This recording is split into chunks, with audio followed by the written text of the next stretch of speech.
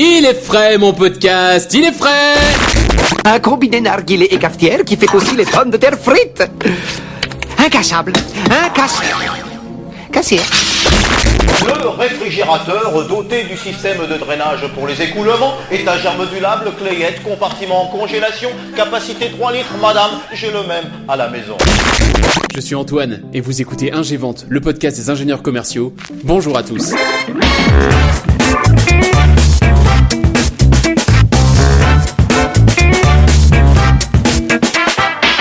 Si vous avez déjà déambulé sur un marché, vous connaissez ces slogans, et sans doute bien d'autres.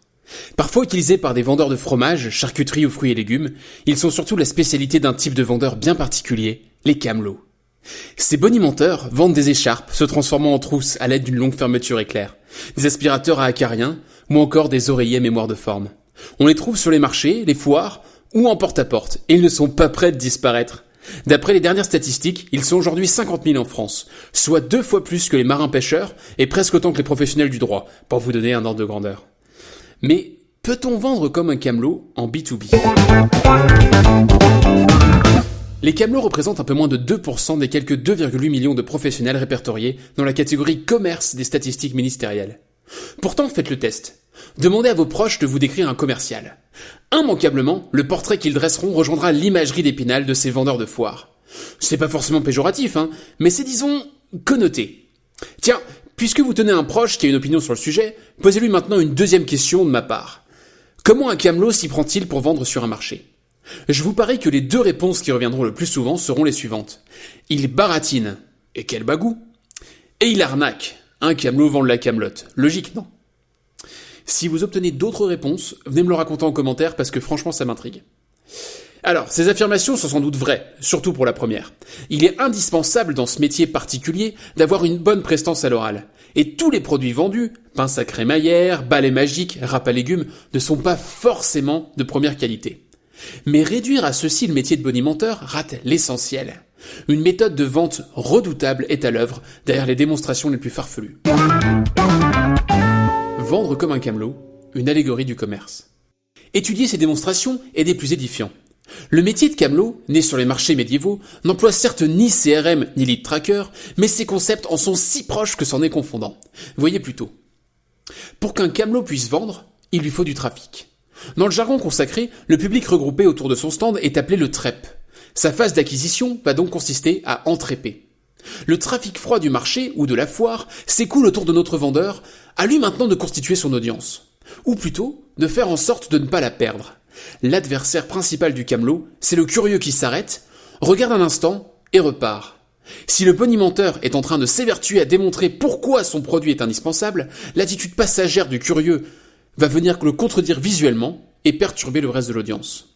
La méthode basique va donc consister à toujours promettre une conclusion rapide, un payoff, à sa prestation. Donnez-moi encore 3 minutes. J'ai encore mieux à vous proposer si vous me donnez un instant. Je vous annonce le prix dans 5 minutes. Aucune de ces affirmations n'est vraiment exacte. Une démonstration durant en général, autour de 25 minutes. Mais ce découpage temporel va inciter le chaland à rester. Qui n'aurait pas 2 minutes à consacrer à celui se targuant de remplacer définitivement votre vieille serpillière. Cette technique va marcher tant que chacun aura au moins un intérêt poli pour le spectacle offert. Mais quand vient l'heure des premiers décrocheurs, le vendeur change de braquet. Créer des tribus. Un spectateur s'en va, notre camelot va immédiatement le prendre à partie. Bonne chance avec votre vieux couteau. Ou encore, ne venez pas vous plaindre si vous continuez de perdre du temps. Il va ainsi actionner 2 leviers. Déjà, les plus timides vont rester par peur de voir les feux se braquer sur eux. Ensuite, ceux qui demeurent captivés par la démonstration vont se sentir valorisés et reliés comme s'ils appartenaient à la même tribu. Plus ce lien sera fort, que ce soit par aversion envers les déserteurs ou par identification aux vendeurs, et plus le public du trep va juger positivement le produit proposé. Pour nourrir ce sentiment d'appartenance, le camelot va chercher des sensations réveillant une communauté d'expériences avec son public. Il va par exemple raconter des anecdotes d'enfance presque vraies, dans lesquelles chacun pourra se reconnaître. Je me rappelle que, gamin, ma mère faisait toujours des petits boudins avec la serpillière. Ça pouvait être parce que le congélo avait dégivré ou parce que mon père n'avait toujours pas réparé la machine à laver. En tout cas, ça nous faisait rire avec mes sœurs, vu qu'on pouvait la suivre comme le petit pousset avec les gouttes de cette fichue serpillière. Il peut aussi parler de comment on interagit en couple avec son objet. Pour une fois, monsieur ne transformera plus la salle de bain en piscine municipale. Il prendra plutôt du plaisir à faire les carreaux. Le tout avec ce qu'il faut de gouaille et d'humour pour générer de la sympathie. Cliver pour réunir. C'est une méthode aussi connue que le proverbe. Les ennemis de mes ennemis sont mes amis. Et puisque vous êtes sur un marché ou dans une foire, les grandes surfaces peuvent constituer un ennemi commode et commun. Pour vendre comme un camelot, il faut par exemple souligner son ancrage local. Je suis du coin, vous le voyez sur l'étiquette, j'habite à Suffelweyersheim. Rien que le fait que je sache le prononcer, ça en dit long. Vous comprendrez en creux que ces grandes multinationales et leurs centrales d'achat qui importent de Chine sont le mal, même si, ironiquement, le produit du camelot vient sans doute de la même usine. Autres arguments dans la même veine, acheter chez lui, c'est privilégier les circuits courts et sauver l'emploi français, ma bonne dame. Et puis quand on regarde bien son produit, c'est une inspiration directe de ce que faisaient nos grands-mères, pas comme ces trucs développés par des gens de la capitale et fabriqués aux antipodes. Voilà le trep constitué.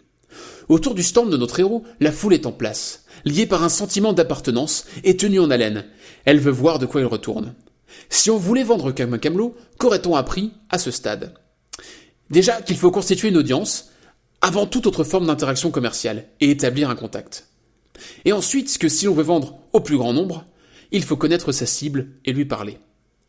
Voyons maintenant ce que notre bonimenteur fait de ses prospects attrapés au sommet de son entonnoir de vente. Vendre comme un camelot, nourrir et réchauffer ses prospects. L'audience s'est arrêtée, posée pour un moment et accorde son attention. Mais elle est encore loin de vouloir acheter, et notre camelot ne le sait que trop bien. Pourquoi devrait-elle écouter le truculent personnage derrière le stand ? Déjà parce que sa démonstration va mettre tous vos sens en éveil. Votre vue s'émerveille des couleurs chamarrées des plats que prépare la mandoline de l'un. La serviette microfibre de l'autre vous interpelle au toucher. La forte voix du troisième qui tonne par-dessus les rugissements de sa perceuse impressionne vos tympans. Et vos papilles se régalent des sablés cuits dans l'incroyable poêle muesli-fonction. Tous les étages de votre cerveau sont désormais prêts à recevoir le message véhiculé par le bonimenteur. Le camelot va alors se saisir de l'occasion pour s'établir en figure d'autorité. C'est un expert de son domaine, pardi, et il va vous le montrer. Saviez-vous que le vinaigre blanc est bien plus efficace pour vos vitres que tous les produits chimiques vendus en supermarché ? Et tiens, tant qu'on y est à ouvrir des huîtres, le camelot qui est du coin peut vous indiquer le stand où l'on trouve les meilleures bourriches et les moins chères. D'ailleurs, ne commettez plus jamais cette erreur. La javel plongée dans l'eau chaude est bien moins efficace que dans l'eau froide. Ou encore, faites comme votre grand-mère. Faites sécher le linge dehors, au-dessus du gazon. L'herbe absorbant le gaz carbonique par photosynthèse, elle rejette de l'oxygène qui va préserver la blancheur de vos draps. Ces conseils sont prodigués gratuitement, et vous avez sans doute appris quelques anecdotes qui vous feront briller au prochain dîner en ville. Assurément, notre camelot s'y connaît, et vous commencez à vous sentir redevable. Utilisez le principe de réciprocité. Vous avez peut-être à ce stade goûté une pâtisserie ou confié votre sac à main pour que le bonimenteur en rénove le cuir. Et dans tous les cas, nous venons de voir qu'on vous a délivré de bons conseils. Inconsciemment, vous commencez à développer une légère culpabilité. Vous sentez poindre une obligation de réciprocité. Votre cerveau rationnel s'y oppose cependant encore assez farouchement, trouvant de nombreuses raisons de ne pas se laisser séduire. Ici aussi le camelot à la parade. Les innombrables DEM déjà effectués, DEM, c'est le terme consacré pour la démonstration du camelot, permettent à notre vendeur de savoir exactement pourquoi vous ne voulez pas de son produit à ce stade. Et ce, presque toujours, sans échanger avec vous. Il va démontrer qu'il agit dans votre intérêt, en reconnaissant spontanément et volontiers les points faibles de son offre. Vendre comme un camelot n'est pas synonyme systématique de bénéfices fantaisistes comme on pourrait trop souvent le croire. Ah oui, je sais bien que ce genre de produit finit toujours dans le fond d'un tiroir, mais le mien il est aimanté, donc vous pourrez le mettre sur la porte de votre frigo et toujours l'avoir à portée de main. Ou encore, comme la plupart des Français, vous avez déjà un robot électrique, alors pourquoi avoir un hachoir manuel, me demanderez-vous ? Parce que dans le cas de figure suivant, et là il énumère, c'est plus pratique, et que pour cet usage particulier, le rendu est bien meilleur. D'ailleurs, l'art de vendre comme un camelot n'est pas réservé aux camelots. Cette technique a par exemple été utilisée par la reine Élisabeth Ier lors de son célèbre discours de Tilbury. Sachant que la principale objection au sein de son armée à sa légitimité de chef de guerre reposait dans sa condition de femme, elle leur a tenu le discours suivant. Je sais que mon corps est celui d'une faible femme, mais j'ai le cœur et l'estomac d'un roi et d'un roi d'Angleterre. C'est moi qui vais être votre général et votre juge au moment de récompenser votre valeur sur le champ de bataille. Je sais que déjà votre courage mérite des récompenses et des couronnes, et je vous donne ma parole de prince que vous les recevrez. Quelques jours plus tard, l'armée anglaise mettait la grande armada espagnole en déroute. CQFD. Construire la confiance. Après avoir mis en avant ses bonnes intentions, le camelot va étayer son argumentation en construisant son crédit auprès de son public. Premier vecteur, le bonimenteur va rappeler qu'il vient sur cette foire depuis des années et que si ses produits n'étaient pas de qualité, on ne l'accepterait plus ici, puisque ses anciens clients l'attendraient avec des fourches. C'est ce que Lynn Zucker a théorisé en Process-Based Trust. Les antécédents d'échange, qu'ils soient basés sur la réputation ou directement sur l'expérience, créent une impression de confiance sur l'auditoire. Deuxième levier, rappeler son appartenance à la communauté. Je sais que je l'ai déjà dit, mais vous avez envie de m'entendre le redire, alors Souffle-Weiersheim. On fait ici appel au Characteristic Based Trust. Si le spectateur considère que le groupe ou la communauté à laquelle appartient le camelot est digne de confiance, cette confiance bénéficiera également directement à notre vendeur. Et c'est pour ça que je fais confiance à tous les Alsaciens. Troisième lame, utiliser des références, que ce soit un diplôme du concours Lépine ou une petite étiquette vue à la télé. Lynn Zucker le définit comme Institution-Based Trust. La confiance est ancrée dans le monde extérieur, par association institutionnelle du camelot à des ensembles plus larges et plus réputés. C'est également ce que Robert Cialdini qualifie de preuve sociale. Récapitulons. En jouant de la psychologie du trep, le camelot a transformé une attitude passive ou réfractaire en un véritable intérêt pour sa solution. Il a guidé ses prospects dans l'entonnoir de vente en se connectant à eux par réciprocité et sympathie pour créer un contexte positif. Ensuite, il a établi son autorité et affirmé sa preuve sociale. Il est maintenant grand temps pour lui de vous faire passer à l'action en abattant ses dernières cartes. Vendre comme un camelot, conclure la vente. Le produit proposé vous intéresse désormais, mais vous ne connaissez pas encore son prix. Et puis il y a tant de stands sur ce marché, est-ce que celui-là c'est le bon ? C'est là qu'intervient un premier tournant décisif. Le bonimenteur doit vous convaincre d'acheter ici et maintenant. Il sait très bien que si vous décollez de son stand, vous ne reviendrez pas. Il va donc actionner votre aversion à la perte en construisant l'urgence. C'est maintenant ou jamais, ce sont les derniers produits de cette gamme et on ne les produit plus. Ou encore, je ne passe sur ce marché qu'une fois par an. Est-ce que vous voulez vous embêter avec votre vieille serpillière 365 jours de plus ? Ou encore, la foire se termine demain. Je compte pas du tout emballer. Le prix que je vais vous faire, vous ne le reverrez plus jamais. Vos doigts se resserrent sur votre portefeuille, votre gorge se noue, l'apothéose approche. Et pourtant, elle pourrait bien ne jamais intervenir. En effet, vendre comme un camelot, c'est aussi s'assurer d'avoir un premier acheteur avant même d'enclencher la conclusion de la démonstration. En effet, si tout de suite après la conclusion, un premier bras se lève pour acheter le produit démontré, notre bonimenteur sait qu'il a gagné. Cette première vente va enclencher l'effet foule, puisque d'autres voient de la valeur dans cet objet, c'est qu'il en a vraiment. Les ventes vont commencer à s'enchaîner les unes aux autres. Traduit en termes B2B, le camelot cherche ses early adopters, qu'il qualifie lui bien plus poétiquement de barons. Il peut d'ailleurs arriver que notre vendeur triche un peu, en invitant un complice dans la foule pour endosser ce fameux rôle de baron. Pour s'assurer, à la loyale, de la présence d'un premier acheteur dans la trep, le bonimenteur emploie parfois une technique de vérification. Il va demander à la cantonade « Est-ce que quelqu'un est intéressé par une offre ultime ? Aujourd'hui seulement, je vous propose ce produit en lot, avec un cadeau supplémentaire. » Des doigts qui se lèvent, notre camelot enclenche sa conclusion et place le cadeau dans les mains des volontaires. Par principe de cohérence, ils vont acheter et déclencher l'effet foule. Et s'il n'y a pas de baron ? Si en revanche le camelot n'a pas de preuve tangible que quelqu'un est prêt à acheter, il ne va même pas présenter le prix. Au lieu de ça, il va reprendre sa démonstration, comme si de rien n'était. Oui, chercher à conclure et rater sa cible, c'est risquer d'essuyer un refus. Et celui-ci, toujours par effet foule, va entraîner tous les autres. Notre camelot va donc traquer tous les signaux faibles qui pourraient indiquer le désintérêt du trep. Ont-ils les pieds tournés vers l'extérieur du stand ? C'est qu'ils sont prêts à partir. Mieux vaut attendre que le cheptel se renouvelle. Saviez-vous qu'il existe un autre élément qui peut pousser un camelot à interrompre complètement sa dème ? La présence dans le public d'un barbu. Bon, ce podcast est déjà assez long, alors si cette anecdote vous intéresse, venez me poser la question en commentaire sur le blog ingvente.fr/podcast et je vous promets de développer. L'apothéose du coup de casque. Notre vendeur a trouvé son baron. Il peut donc asséner son coup de casque. C'est la révélation du prix. Les camelots ont beau prétendre proposer des affaires, leurs prix sont généralement plus élevés qu'en grande surface ou sur Internet. Il leur faut donc accompagner le prix, ce qu'ils font généralement de deux manières. L'ancrage. Première technique, empiler tout un tas de produits additionnels ajoutés en lot au produit principal. L'aspirateur se fait escorter de sacs anti-retour, d'un embout spécial, d'une rallonge électrique, du numéro de téléphone de la crémière. Bref, vous avez saisi l'idée. Le bonimenteur s'empresse d'additionner la valeur théorique de chacun des biens individuellement et vous sort un total énorme. Il enchaîne immédiatement derrière avec une offre spéciale, aujourd'hui seulement, créant l'urgence et divisant ce total par 3. Noyé dans cette masse d'informations, vous ne réalisez plus que, malgré cette superbe offre, ça reste très cher pour un aspirateur. La mise en contexte. Cette seconde technique relativise le prix immédiatement après son annonce. Le prix de l'oreiller à mémoire de forme, garanti 10 ans, sera ainsi divisé par 3650 jours. Ce qui fait seulement 5 centimes par nuit. Dans la même veine, le vendeur pourra comparer son produit à un autre. Monsieur a acheté une perceuse à 450 € pour faire 3 trous par an.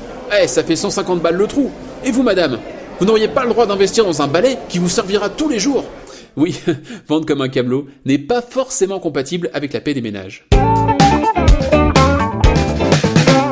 Vendre comme un camelot, la conclusion. Vous le voyez, vendre comme notre bonimenteur, c'est bien plus que baratiner et ou arnaquer. Ça demande une méthode et une structure. Et comme on l'a vu, ces éléments sont assez proches des vérités universelles de la vente. Le cycle de vente est un entonnoir. On commence par accrocher l'attention des prospects. Il faut ensuite développer leur intérêt et les impliquer émotionnellement. La démonstration vient éveiller leur désir en présentant des avantages. Et enfin, le moment de la conclusion doit être bien choisi et ne surtout pas intervenir trop tôt. Et au passage, quasiment tous les leviers psychologiques vont être actionnés. Les biais cognitifs, les biais de jugement, les biais de raisonnement. Bon, très bien. Mais pour en revenir à notre question initiale. Peut-on vendre comme un camelot en B2B ? Franchement, non. Mais, je vais vous dire, non mais. La méthode de vente du camelot a fait ses preuves. C'est pas un hasard si elle a traversé les siècles et qu'elle fait encore bouillir la marmite de 50 000 professionnels en France. Mais essayez donc de vous incruster sur le stand Airbus au salon du Bourget. Pour vendre, mettons, le dernier A380. Constituez maintenant joyeusement le trep et enchaînez sur une dème de ce bel avion. Il ne vous reste plus qu'à repérer un baron, sans doute un émir qatari, et à asséner le coup de casque, en ajoutant aussitôt un lot de steward, le plein de kérosène, des appuis-têtes personnalisés et un créneau d'atterrissage permanent à Roissy. Évidemment, ça ne fonctionnera pas. Cette méthode n'est efficace que pour les petits produits. En effet, l'équation de la valeur n'est pas équilibrée. Pour pouvoir vendre quelque chose à quelqu'un, il faut que sa satisfaction avec sa solution actuelle soit incomplète. Je pense que personne ne déteste sa serpillière, mais si un camelot vient vous proposer une solution plus pratique, vous vous souviendrez d'au moins une fois où vous avez fini tout mouillé à force de l'essorer. L'espace pour vous vendre une solution alternative est donc restreint, mais il existe. Vous allez alors calculer mentalement l'équation de la valeur en comparant le coût et les bénéfices. Comme le prix d'un balai absorbant n'est pas exorbitant, la liste des avantages que vous débite le camelot arrivera souvent à faire pencher la balance du côté des bénéfices. Vous jeterez votre bonne vieille serpillière et vous achèterez son balai. Mais pour la vente d'un produit plus complexe, comme ici notre avion, la récitation d'une liste d'avantages va souvent faire chou blanc. Pire, elle augmentera même votre sensibilité d'acheteur vis-à-vis du prix. L'équation de la valeur restera complètement déséquilibrée et vous ne vendrez rien. Vendre comme un camelot, c'est réciter avec emphase, bagou et talent une partition bien réglée. Ça ne tient aucunement compte des envies et besoins individuels des acheteurs, puisque ça se concentre sur un persona. Le bonimenteur qui propose une perceuse va la profiler pour le jeune retraité qui bricole pour faire plaisir à ses petits-enfants. Celui qui promeut un aspirateur anti-acarien ciblera la jeune maman qui s'inquiète pour la santé de son bébé. Mais ce discours préformaté, forgé à l'expérience des foires, va finalement rater très souvent sa cible en omettant complètement les spécificités de chaque prospect. Le taux de conversion assez faible du camelot est compensé par l'énorme trafic généré par le marché. Mais tous les commerciaux ne peuvent pas se permettre ce luxe. Dans la vente B2B et franchement même assez souvent dans la vente B2C, la première question des acheteurs, ce sera toujours « Qu'est-ce que ce produit peut faire pour moi ?» Le fameux « What's in it for me » des anglophones. Pour répondre à ça, vous aurez besoin d'un dialogue et de poser les bonnes questions. Ces bonnes questions vous fourniront des bonnes réponses. Merci la palissade. Ça vous permettra de construire des solutions pour vos clients plutôt que des produits. Donc, solution plutôt que produit. Et comme ça, vous pourrez faire pencher l'équation de la valeur du bon côté pour vous. Bon, tout ça, on va en reparler très bientôt. Vous m'avez déjà accordé beaucoup d'attention aujourd'hui et je vous en remercie. Ces deux sujets du questionnement et de l'équation de la valeur, ce sera au programme des 2 prochains épisodes du podcast. Un peu de patience donc. J'en reviens à mon camelot. Le piège à éviter en B2B, c'est de vendre comme un camelot. Parce que oui, au final, appliquer les méthodes du bonimenteur en B2B, c'est un piège redoutable. Il n'y a pas que dans l'imaginaire collectif que le commercial harangue la foule et débite des avantages à n'en plus finir. Les commerciaux aussi s'imaginent souvent que cette méthode peut fonctionner pour eux. Pire, ils culpabilisent de n'être pas assez vendeurs et de poser des questions. J'ai rencontré beaucoup trop de commerciaux qui pensent que leur travail c'est de réciter un pitch et de vendre du rabais pour actionner l'urgence. Mais quelle erreur! C'est ensuite ces mêmes vendeurs qui se lamentent de la faiblesse de leurs chiffres et qui finissent par changer de métier. Ne devenez jamais la caricature d'une caricature. Comme on vient de le voir, les camelots savent parfaitement nourrir leurs prospects, les mener au travers de la vente et conclure au bon moment et avec finesse. Et pourtant, on ne retient de leur méthode, bien huilée, que la surface, cette gouaille caractéristique indispensable pour attirer le chaland. Au final, que peut-on apprendre du camelot? Rappelez-vous, j'ai répondu non, mais j'ai aussi répondu non, mais, à la question de savoir si l'on peut vendre comme un camelot en B2B. Alors qu'est-ce qui se cache derrière ce mais? On peut déjà s'inspirer de notre vendeur de foire et retenir que vendre avec méthode est la voie la plus sûre vers la réussite. Mais surtout, on peut apprendre de son audace. Un camelot est en première ligne. Son taux de conversion très faible implique qu'il passe sa journée à essuyer des refus. La foire de Paris a par exemple attiré 486 000 visiteurs cette année. D'après vous, quel pourcentage de ces visiteurs est reparti avec un oreiller mémoire de forme? Forcément très peu. Le camelot pourtant remettra chaque jour son ouvrage sur le métier, en ne confondant pas le fait que le prospect rejette son produit avec un rejet de sa personne. Cette ténacité et cette lucidité sont au cœur de la psychologie du commercial qui réussit. Et ça tombe bien, parce que ça aussi, on va en reparler très prochainement sur le podcast. Conclusion. La prochaine fois que vous passerez sur un marché, allez faire un tour sur le stand du camelot. Observez son savoir-faire avec un pas de recul. Vous y verrez une belle masterclass de vente psychologique. Voyez comment il crée du trafic. Admirez sa façon de nourrir son trep. Essayez de relever tous les biais sur lesquels joue sa dème. Observez-le, cherchez son baron avant d'asséner le coup de casque. Et voyez comment l'effet foule agit pour l'aider à multiplier les ventes. Notez tout ceci et tirez-en les bonnes leçons. Vendez avec méthode, inspirez-vous de l'état d'esprit du camelot, mais n'imitez pas son style. Cet épisode vous a plu? Alors, rien que pour moi, et pour tous ceux qui pourraient découvrir ce podcast à l'avenir, je vous propose de me mettre non pas 1 étoile, non pas 2 étoiles, non pas 3 ni 4 étoiles, mais bel et bien 5 étoiles sur Apple Podcast. Et sans augmenter le prix des consommations, je vous propose aussi de partager cet épisode avec un ami, un proche ou un comptable. Et si vous voulez savoir pourquoi les camelots ont peur des barbus, venez en discuter dans les commentaires sur ingvente.fr/podcast. À jeudi prochain.